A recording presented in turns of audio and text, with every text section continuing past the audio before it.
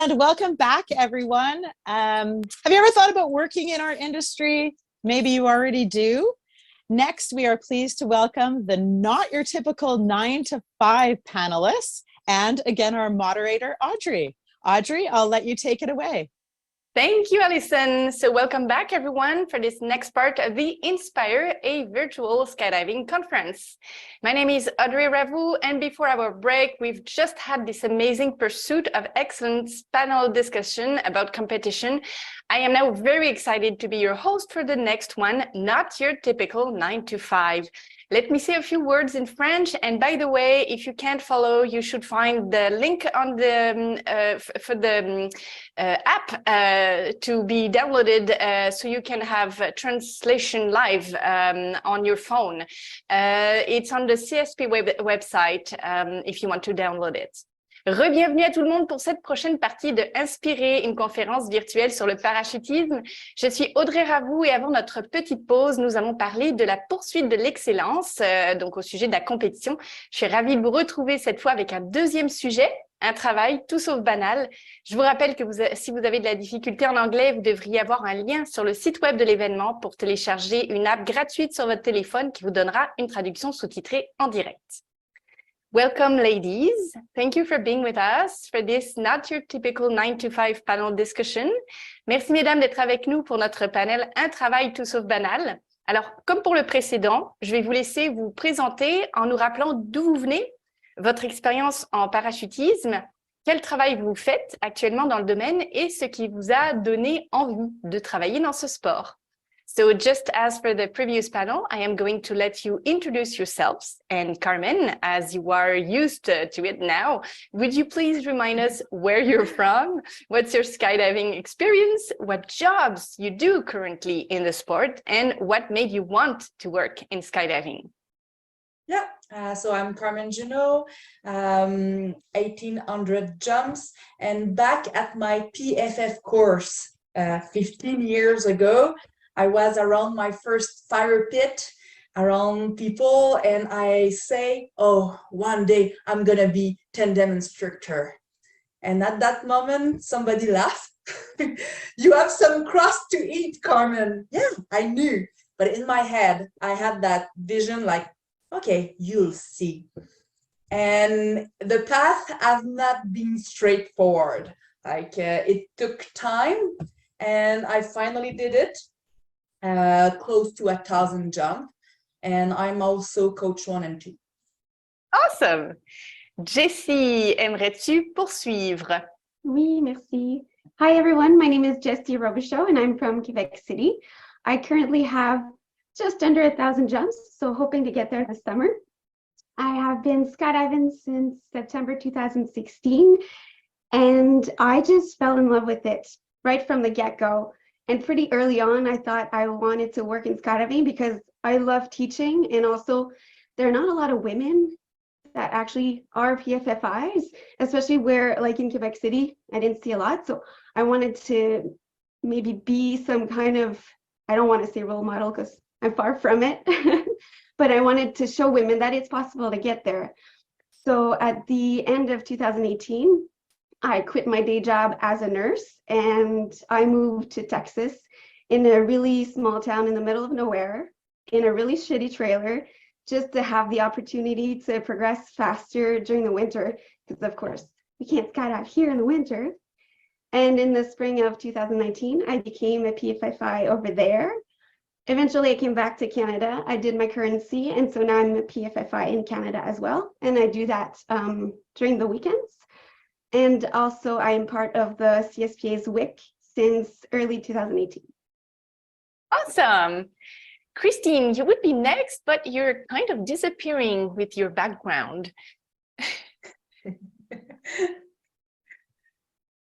Are you with us? I guess maybe we could ask Marie-Ève and then go back to Christine, if you don't mind.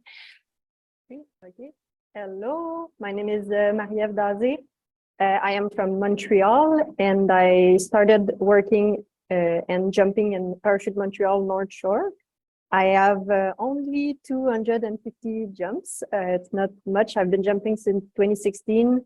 And I have to say, I don't jump much anymore, but what I do is I'm a rigger, and I work for Parachute Montreal, North Shore and South Shore. I take care of the school equipment and I take care of like the training of packers. I'm also a rigger instructor for CSPA for A and A1. So I've started just last year being more active giving courses, and I actually really love it.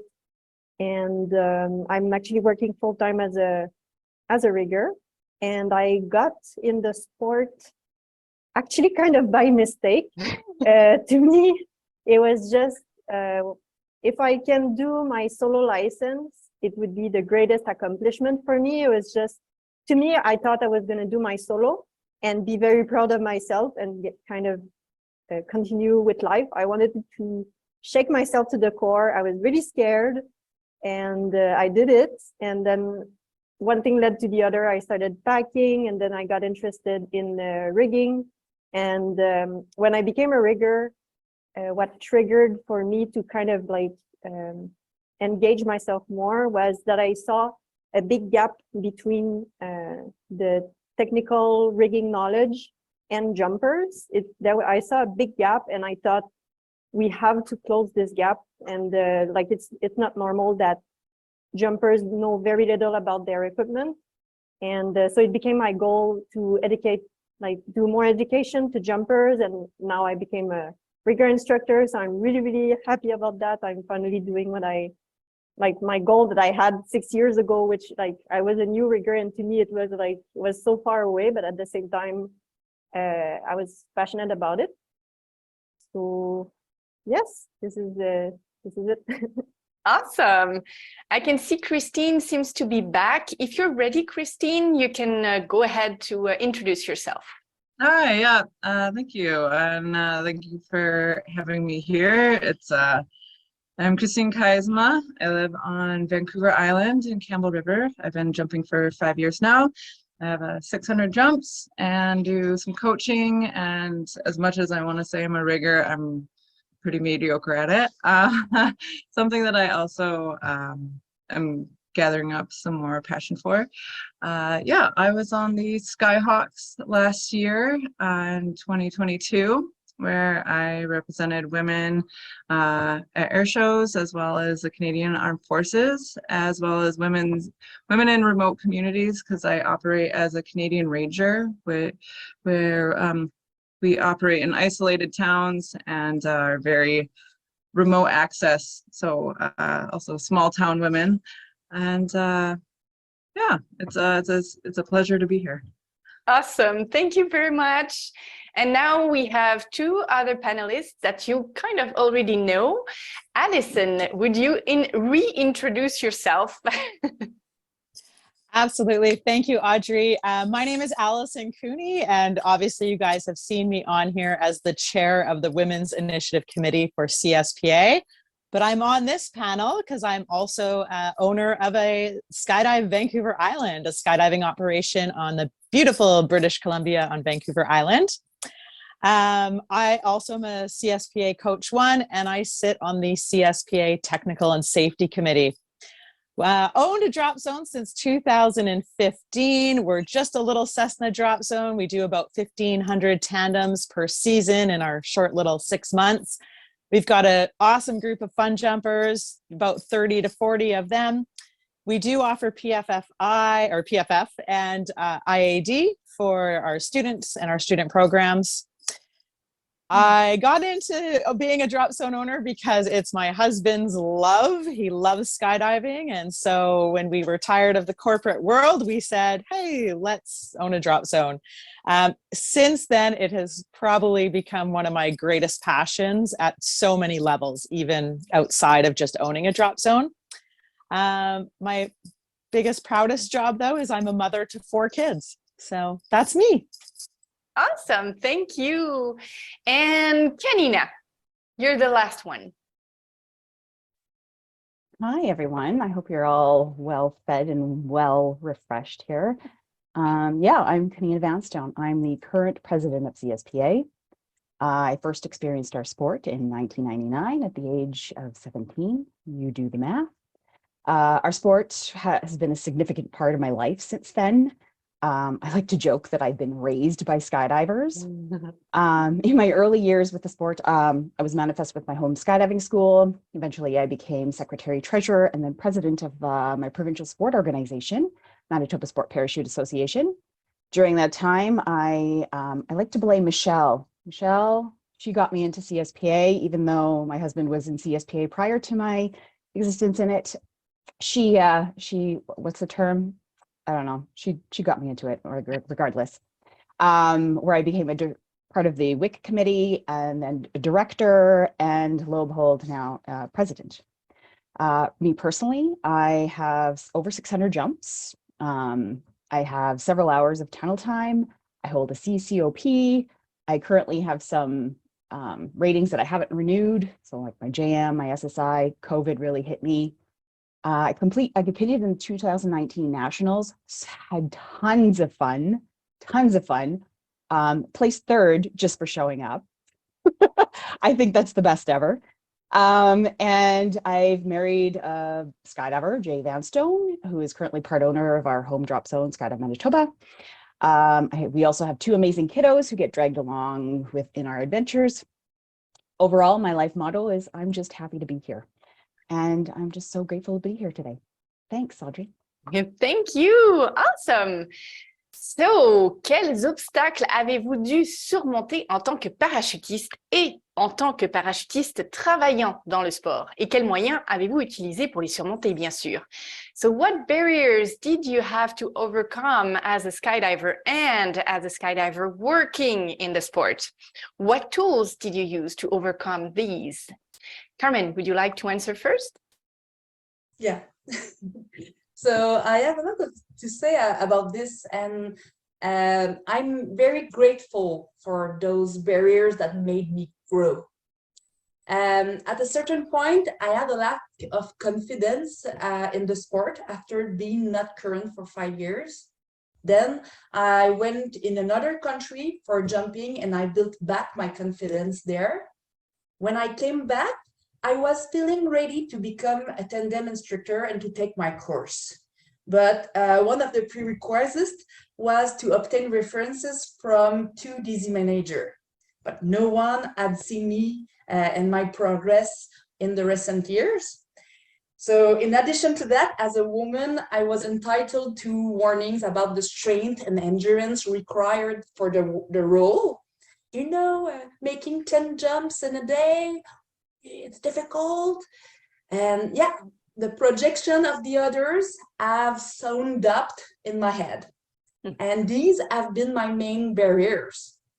And the main lessons to remember about this is you are the only responsible of the way you are interpreting things. So I've learned empathy towards myself and not to take the outside judgment personally. I've learned also to listen for the others, to understand them more, their needs, and to reassure them. And I thank all these projection of concerns that allow me to focus on safety. Very cool. Thank you, Carmen. Jessie also had many things to say about it, I think.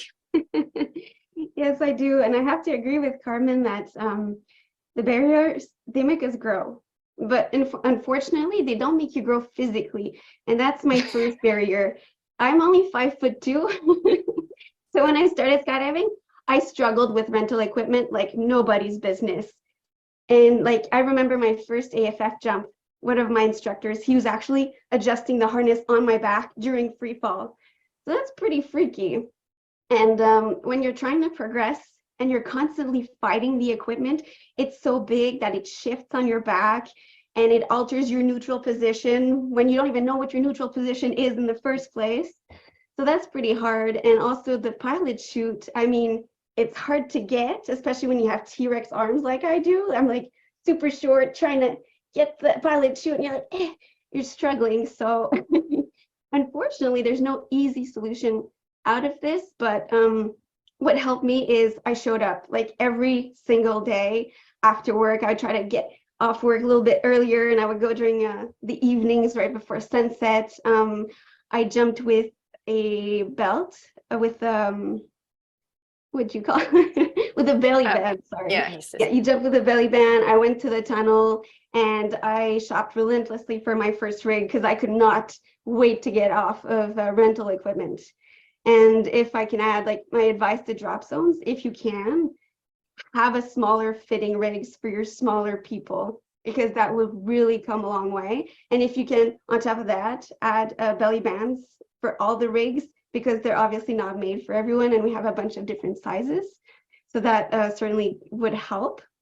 And also, as a shorter skydiver working in the sport. So for me, since I'm a PFFI, if I jump with a much heavier and much taller student, and the student decides the jump turns sour, it's much harder for a smaller person to recover the jump. Like, it's not impossible, by all means, it's not, but you need to be in shape and you need to have a clear mind.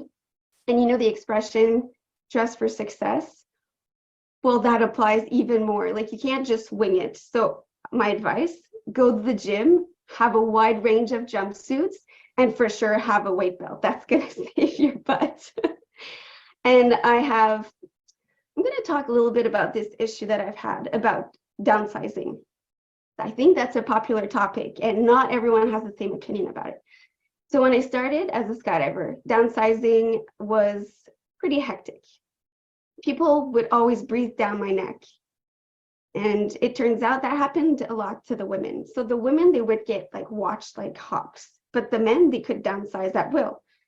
I'm not saying that one is better than the other, far from it. I'm just saying that that way of doing things, it instills a fear culture in women. So they're afraid to progress. They're afraid to downsize.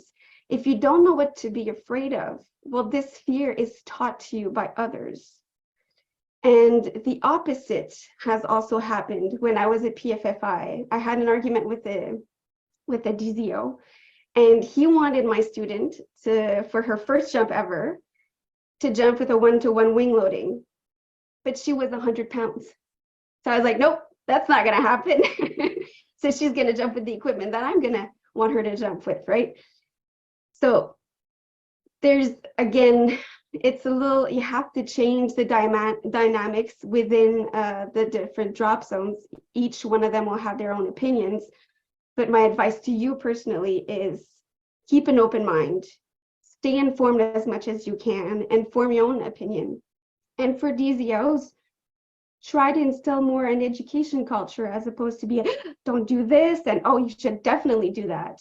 Just, you know, everyone should be part of the conversation, and everyone has different experiences and feedback, and that could benefit for everyone. But unfortunately, sometimes your opinion as a woman is not valued. And I don't want to say that happens to every drop zone, far from it. But it happened to me, and at one point I got so frustrated, I questioned my place in skydiving. I was really wondering if it was something I wanted to pursue, and I had a really I had a dip in my motivation. But like, fortunately, now the job zone that I have, I'm so grateful for it. They're super inclusive, and they're always there to make sure their employees are listened to, and I really feel like I belong. So my advice is find a drop zone that respects you and that treats you the way that you want to be treated, and that is in line with your values. Very cool. Christine, what barriers did you have to overcome? Hi. It's I feel like a lot of these have been continuously touched on because there's a lot of petite women here, and the physiology of making it work has become a pretty big topic. And I feel pretty privileged operating at a drop zone on Vancouver Island, where we actually have a lot of women and a lot of petite individuals here, and we've learned to kind of tailor our student rigs towards that. And I think that's a really good thing to kind of facilitate and push forward. It's something that I really experience a lot in the Skyhawks, because I mean, it's part of the Canadian Armed Forces. There's a lot of just really jacked guys. And you do have to go through a physical fitness test in order to be on the team. So passing that and making sure that you're actually physically capable of doing everything is like the first step to actually making it to the next round, to learn how to do crew and intense formations and training camps that you do 10 jumps a day type of thing. My position on the team, and a lot of people's positions on the team, are based on body composition. So you'll have 3 of the larger men together, you'll have 2 of the larger guys with a smaller person. And not being in control of the equipment that I used was one of the biggest barriers. I jumped one of the large flags, and they had to tailor make the leg straps so that it actually fit around my legs. I'm not exactly a really tiny person, but I'm not big. I'm pretty average size. But the fact that their standard rigs didn't fit someone that was 5'6", and that's their smallest size, kind of says, what their expectations of, what their normal standard is. Also with these rigs and this flag rig, I could just reach the hacky. Like, they're like, oh, you can reach it. All right, you're good. We're good. I'm like, all right, that's great. And then, I'd take it out for 8 seconds of free fall, and it'd shift up on my back. I'm like, all right, I got it. We're good. So, but that being said, because of these limitations, and they actually went on to remove those rigs and make custom make bags instead, because they realize, this person is in this role, and it's not facilitating it. So taking that and going forward, it was actually really, really good, because now they have the standard rigs with bags that they can attach. So there's a lot of good positives that came out of it. What was originally like kind of a terrifying intro became, hey, we're going to turn this into something better, because they do have access to great riggers and the team that can like make anything happen. So having some other custom made things because you weren't the standard size was a really positive outcome for that. Yeah, a lot of the barriers that also came with it, I always try to find something to like I said, to get something out of it, get something positive out of it.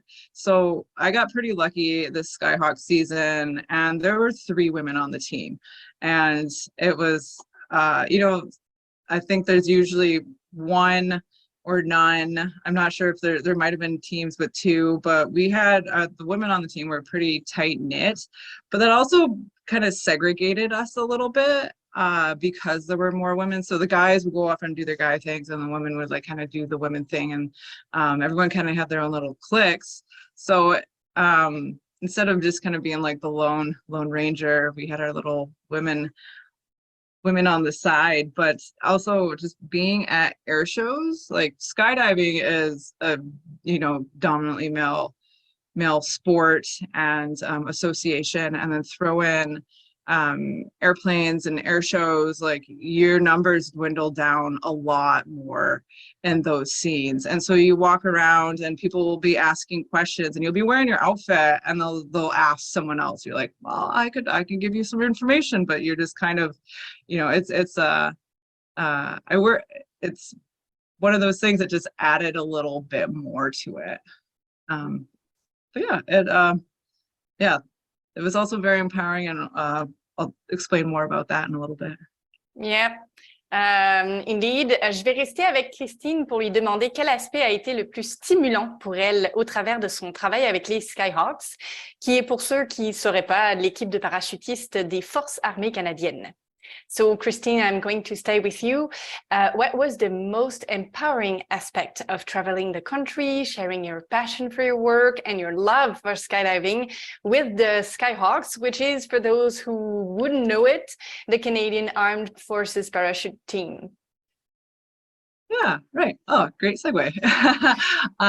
Yeah, so coming from this experience, it also opened up a lot of doors, being some of the few women at these air shows.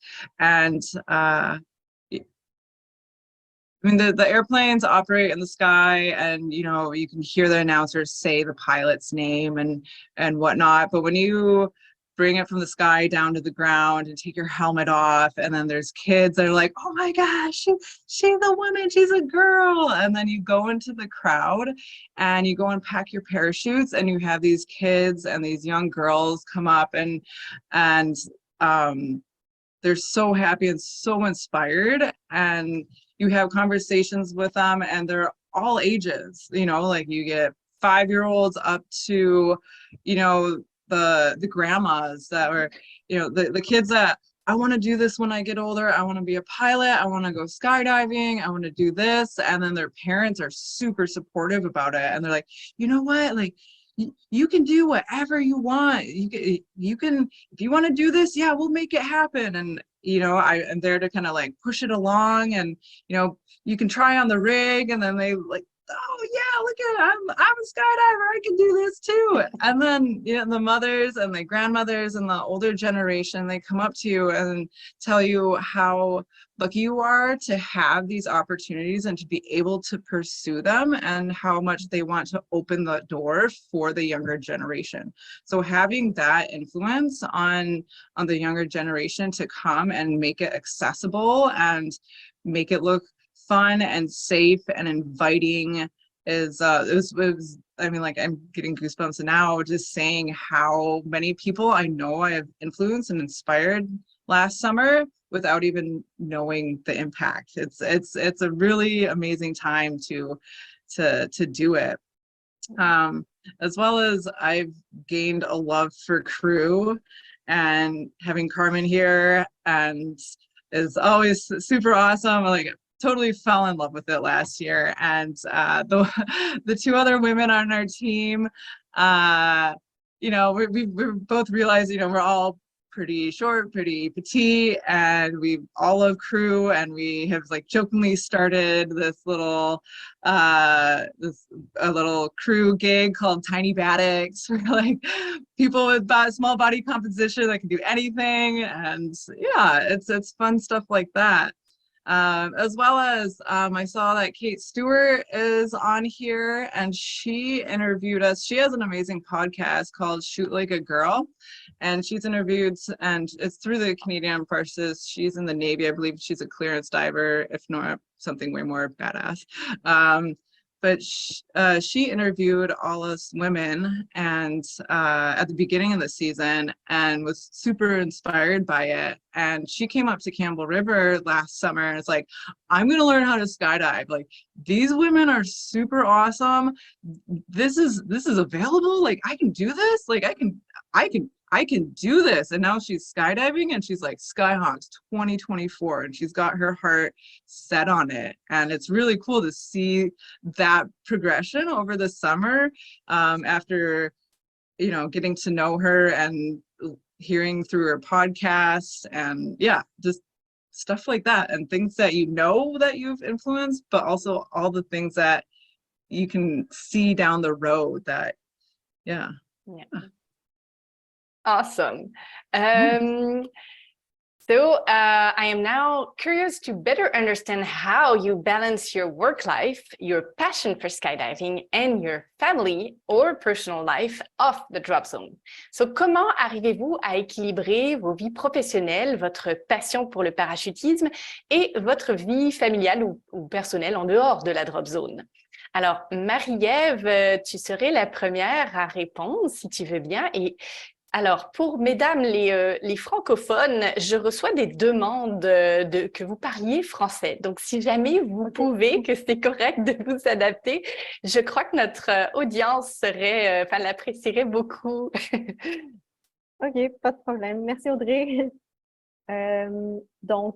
Moi, ça a été, comment dire, pour balancer les deux.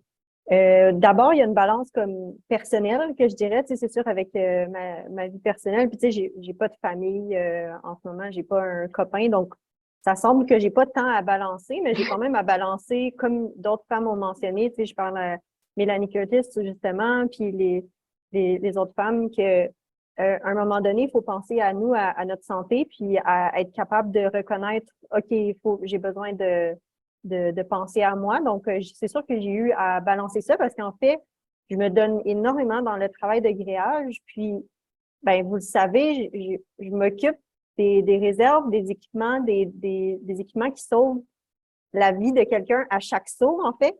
C'est pas juste que je plie les réserves puis que, tu sais, genre, ce que j'ai entre les mains, que la personne me remet, c'est ce qui sauve sa vie à chaque saut. Tu sais, puis c'est de se reconnecter. Ce que j'ai compris, c'est de se reconnecter à la réalité de ça.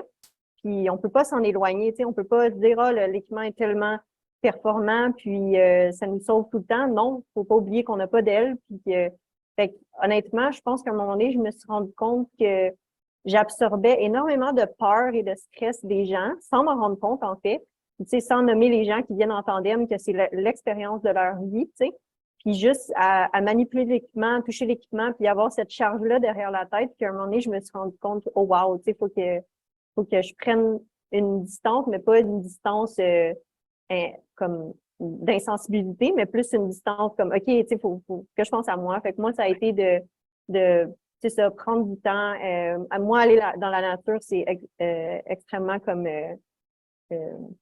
Ressourçant guérissant. peut-être. Ouais, c'est ça, ressourçant, guérissant. Puis c'est un petit peu une raison pourquoi j'ai un peu arrêté de sauter, en fait, c'est que là, je travaille tellement. Pendant l'été, je me donne énormément, puis c'est ça que j'aime, tu sais, je donne tout de moi. Je fais que les choses se passent le mieux, mais ça fait que quand je veux prendre congé, j'ai vraiment pas le goût d'être à la drop zone et de sauter, en fait. Fait que moi, ça a été de prendre des moments, OK, je m'en vais en forêt, faire du hiking, tout ça.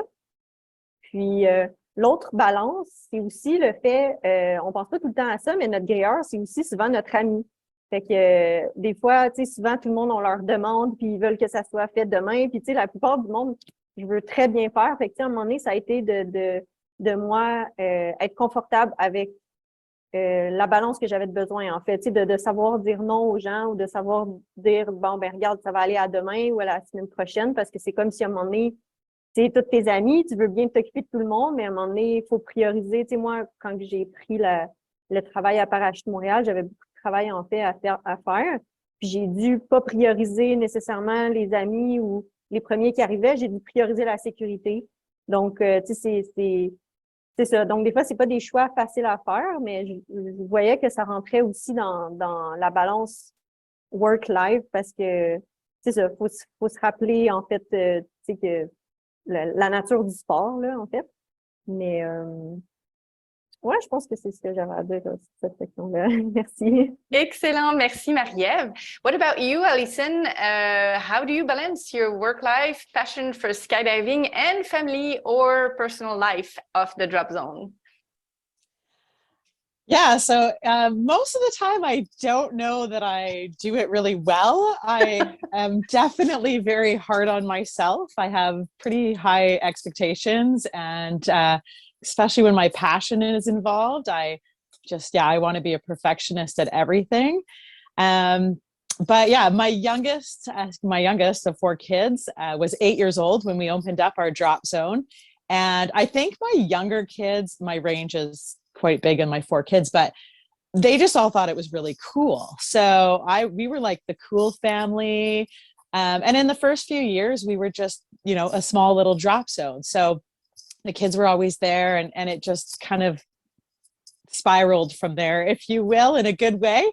But they became really accustomed quickly to that, 6-month skydive season grind and what that looked like. We weren't home as much. They were at the drop zone. Now that they're older, of course, they're loving the freedom because we're not there. They get the house to themselves. So I think for that part of it, the hardest struggles for me have been in those sacrifices during summer. And I think that Coralie, actually, in the last presentation we gave, she had discussed that, right? Missing out. A lot of activities happen during the summer. So with that came and does come a lot of guilt sometimes. I feel that, maybe I'm not being the best mom out there. Maybe I am not a very good friend because I seem to just ignore everybody in the outside world of skydiving. While I am trying to, just operate a business. That said, I think it's really important for me. I always have to remind myself of the benefits that come out of it. As much as owning a drop zone is stressful and demanding on our time, there's so many benefits that come out of this. I have a whole new extended family through skydiving across, not only Canada, but across the world, really. Lots of connections made. And probably one of the best things that ever came out of this was my introduction to skydiving, and being in the sport way back when led me to my partner Gord. So, here we are all these years later running a drop zone, and those are the real perks. So I can't say it's ever perfect balancing it, but I'm always trying. And I think that the advantages and what it's brought to my family, and to me personally, far outweigh any of the sacrifices we've made. Thank you, Alison.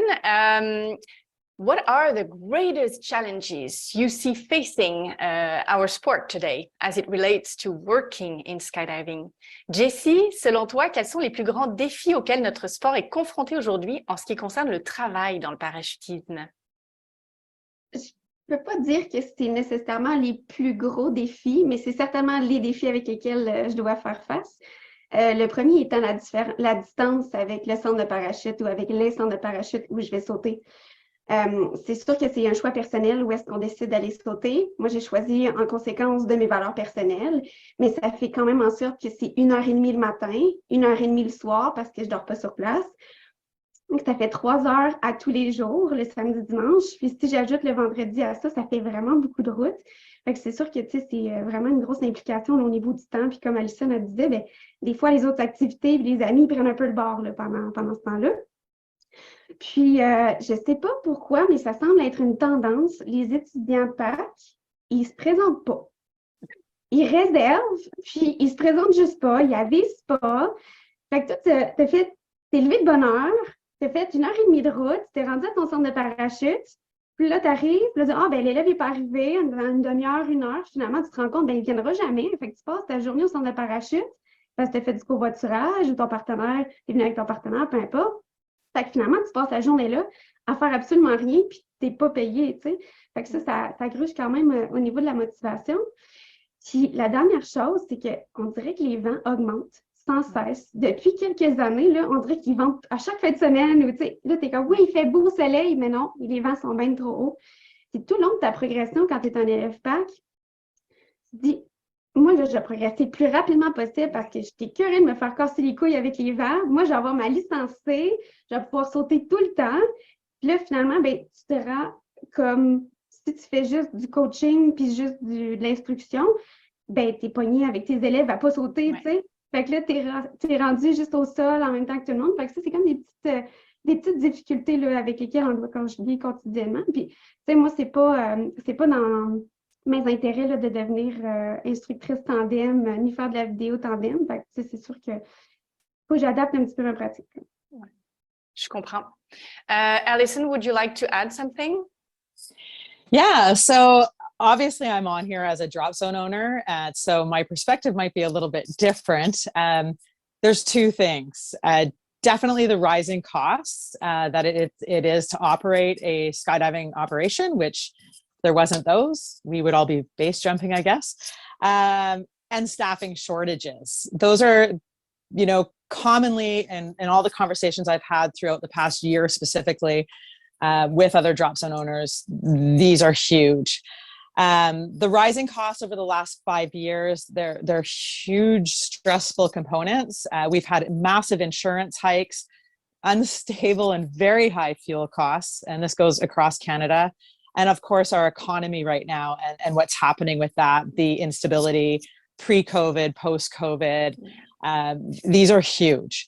So, from our perspective, and most of us as drop zone owners, we're passionate about skydiving.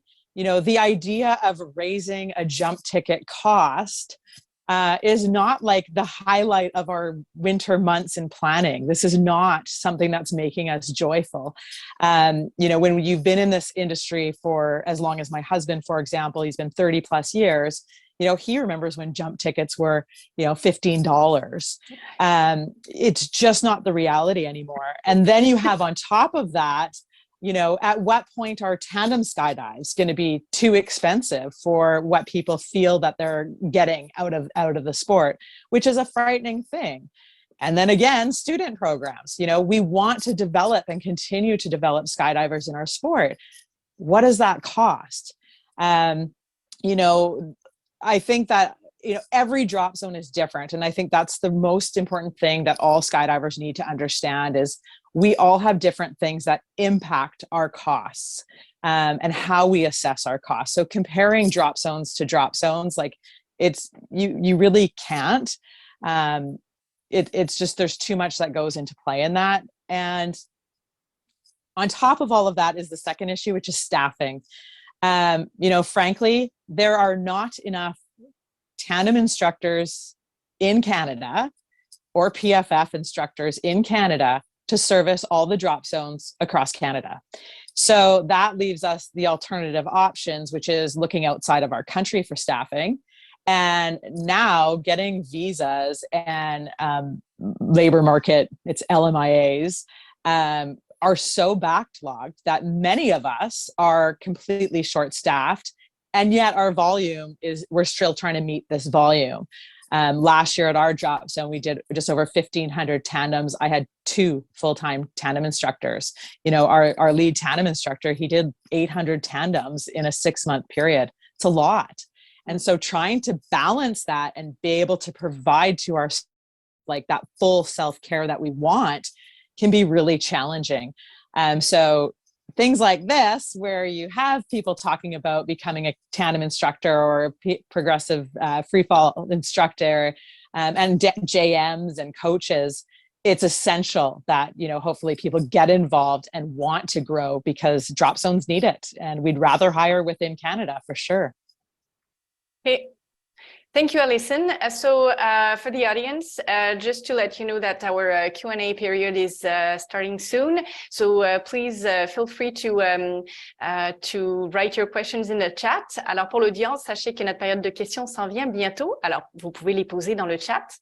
I am going to address to Kanina while we are waiting for the audience questions.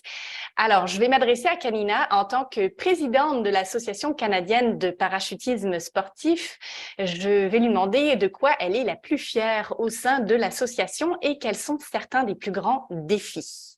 So, Kanina, as the president of the Canadian Sport Parachuting Association, what are you most proud of within the association, and what are some of the greatest challenges?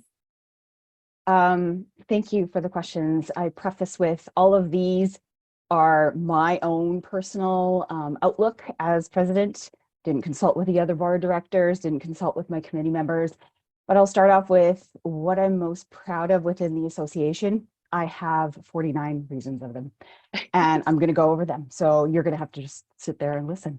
It's Michelle Matt Stoten, Judy Renault, Brian Chenzo, Gord Govan, Jason Warren, Jocelyn Brunet, Bernie Fullerton, Ian Flanagan, Annalie McCoy, Vic Lefrancois, Ned Ambrose, Monique Andre, Brooke Ryman, Dan Whitman, Danny Grant, Alex Dufour, Rob Laidlaw, John McCarthy, Barb Davies, Joe Ablett, Rena Gallo, Benoit Lemay, Blair Egan, Pat Floyd, Richard Bisson, Kelsey Fry, Lee Bibby, Bill Penton, John Davies, Lindsay Stewart, Ben Stephenson, Marie-Ève Dezay, Rob McNeil, Alison Cooney, Melanie Gurin, Andrea Greening, Nicole White, Amanda Hoff, Jessie Robichaud, Catherine Bernier, Bailey Vincent, Christine Kesma, Haley Precious, Brian Cole, Tara Kayub, Jake Mason, Randy Holmes, Vera Asquith, and Neil McGrath. And of course, those are just right now, those are the current volunteers and the 2 employees that CSPA has. And I'm so proud of them all. I'm also proud of every single person, volunteer who's before them and all that joined them afterwards. Because without these people, there is no association. And then for greatest challenges, there's 2 main ones. right now, but even though I see these as challenges, I like to more call them opportunities that have not been solved. So the first one would be communication. It became really clear that at the last AGM that there's a lack of communication between all parties. So between our registered participants, just skydivers and the members, which are the drop zones, the provincial sport organizations and the clubs, as well as, you know, the members, as well as to CSPA and back and forth to CSPA and to all of our registered participants. So we're going to look at working on building and make that a better dynamic. And the secondary would be the sports financial evolution. I'm just going to stand on what Allison had talked about. Knowing our members are struggling and how we can keep an association strong to support our members, to support our registered participants, our skydivers, through the next few years with all of this chaotic economic times. And yeah, because the $20 lift tickets are no longer a thing, which would be nice, but we're just not there yet. So, yeah, of course. There we go. Thank you. Thank you very much. So with the experience you now have, what is your advice to skydivers who aim at working in the sport? Carmen, avec le recul que toi tu as maintenant, quels seraient tes conseils aux parachutistes qui envisagent de travailler dans le sport? Ouais, ben, là, je vais parler en français. Je pense que c'est pas vraiment des conseils que je voudrais donner. Je vais raconter, moi, ce que j'ai fait quand je m'apprêtais à prendre mon cours d'instructeur. J'ai fait des recherches. J'ai fait des recherches sur Internet pour savoir c'était quoi exactement la tâche, puis c'était quoi les responsabilités inhérentes à cette tâche-là. J'ai fait, dans le fond, j'ai quasiment étudié le livre au complet avant le cours. Tu sais, je voulais tellement être prête. Je voulais me sentir compétente avant de prendre le cours. Même que j'étais allée voir toutes les incident reports à propos du tandem en ligne. Je m'étais préparée avec toutes les emergency procedures aussi. Là. J'avais fait un gros travail préparatoire là-dessus. Et j'étais allée aussi récolter tous les témoignages des femmes qui étaient instructeurs tandem que je connaissais. Donc, j'avais parlé à 4 personnes justement pour avoir des conseils par rapport à comment atterrir un passager qui est lourd, c'était quoi leur réalité à elles. Donc, je voulais me faire inspirer un peu par rapport à ça. J'ai fait un gros travail, un bilan de où j'étais rendue dans le sport, c'est quoi les difficultés que j'avais rencontrées, c'est quoi, tu sais, qui étaient mes forces, comment je pouvais appliquer ça aux défis qui s'en venaient pour moi. Je pense que c'est à peu près 7 pages que j'avais écrit là, de self-recognition en vue de faire... parce que je trouvais que c'était une grosse responsabilité là, d'amener quelqu'un avec moi. Je voulais être sûre qu'il n'y allait pas avoir d'incident. Ouais. Puis, une autre chose qui était très importante, c'est d'être humble dans tout ce processus-là et aussi de visualiser notre succès et de continuer de visualiser notre succès, notamment avec toutes les procédures d'urgence. Ça, et pour pas que ça parte de ta mémoire, ben, il faut continuer à les pratiquer toujours. Absolument. Marie-Ève, toi, quels seraient tes conseils pour ceux qui envisagent de travailler dans le parachutisme? Ah, attends, Marie-Ève, on ne peut pas t'entendre, je ne sais pas pourquoi. Alors, pendant que Marie-Ève règle... Est-ce que c'est mieux? Oui, là, on t'entend. OK. Pardon. Oui, je pense que Carmen, elle a bien abordé.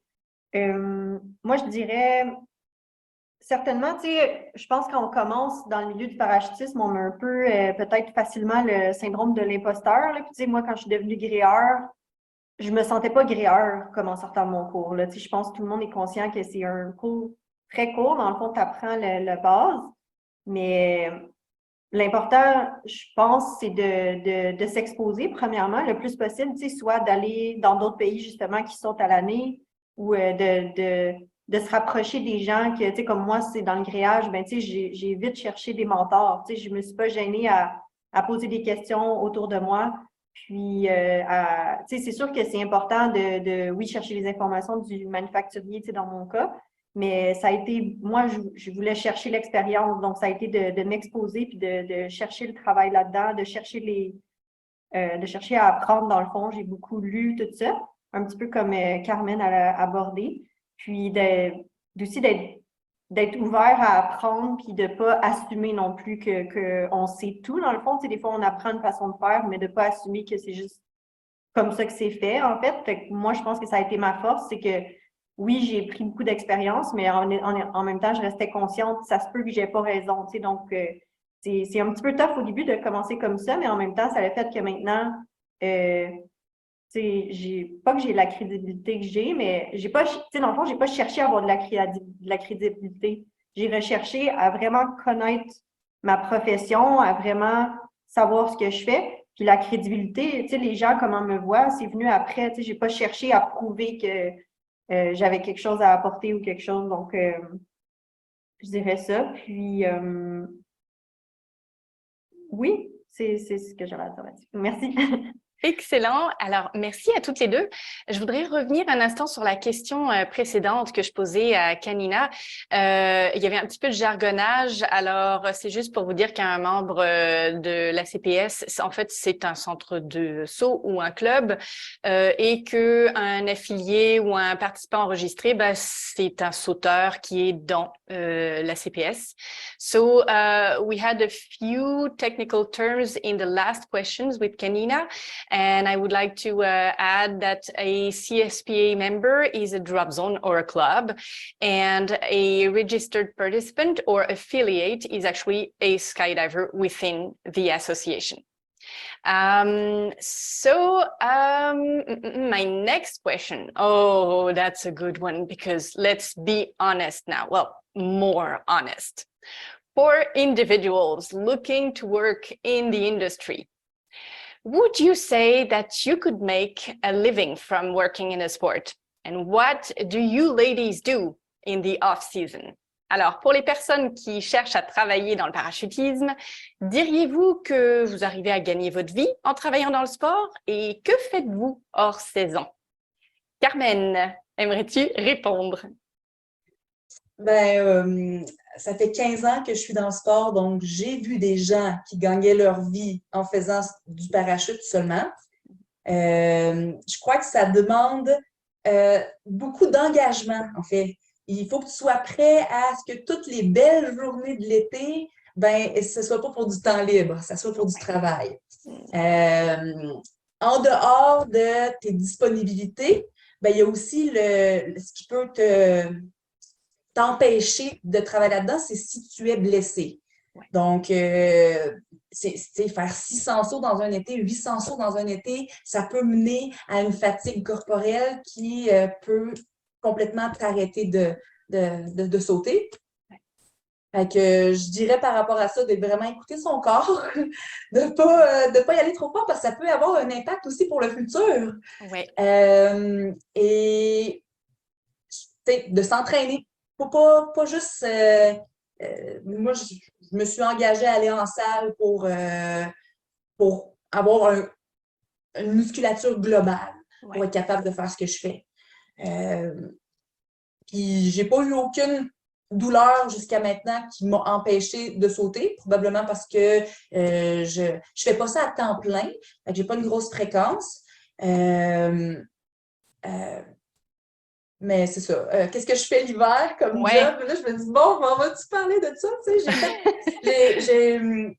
Ça fait 5 ans, moi, que mon besoin de liberté est plus grand que mon besoin de sécurité. Je pense que les gens qui travaillent dans le parachutisme sont des gens, en général, qui ont besoin d'aventure, qui sont prêts à avoir des emplois saisonniers l'hiver, pour avoir l'emploi saisonnier l'été.